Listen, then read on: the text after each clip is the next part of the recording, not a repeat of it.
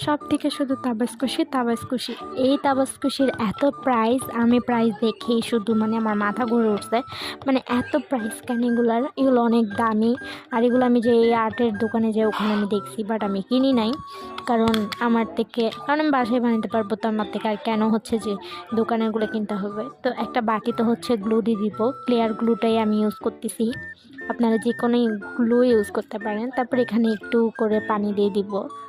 পানি দেওয়া হয়ে গেলে তারপরে দিয়ে দিতে হবে ভ্যাসলিনটা হচ্ছে একটু দিলাম, আমি বেশি করে দিলাম না, মানে আমি আমার পরিমাণ মতো দিতেছি। তারপর আমি চারপাশে হচ্ছে লাগাই নিচ্ছি মানে ভালো করে। তারপরে এগুলো সবগুলোকে মিক্সড করে নিব, একদম ভালোভাবে মিক্সড করে নিতে হবে সবগুলোকে, যাতে ভ্যাসলিনের দানা না থাকে। একদম মিক্সড করে নিতে হবে ভালো করে।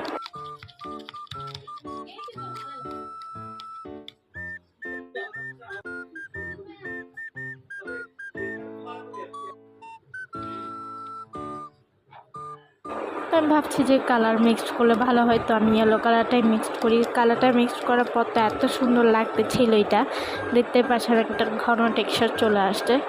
আপনাদেরগুলো এরকম একটা টেক্সচার আসতে হবে, তারপরেই হচ্ছে কটন স্লাইমটা রেডি হবে। সরি, তারপর আপনাদের তাবাসকুশিটা রেডি হবে। তারপরে আপনারা একটা এরকম কন্টেনার নিয়ে নেবেন, যেখানে হচ্ছে যে পাশে ভ্যাসলিন লাগাই দিবেন ভালো করে, যাতে এটা রিমুভ করার সময় ইজিলি রিমুভ হয়ে যায়। তো এখানে পাশে হচ্ছে ভালোভাবে ভ্যাসলিন ইউজ করতেছি, যেহেতু এইখানের মধ্যে আমি আর কি এই যে টেক্সচারটা ঢালবো, তাই তো আমি এখানে হচ্ছে যে এখানে ঢেলে দিব। তো সবগুলোকে আমি এভাবে ঢেলে দিলাম, দেখতে পাচ্ছেন একটা ঘন টেক্সচার চলে আসতে, মানে আমার কটন স্লাইম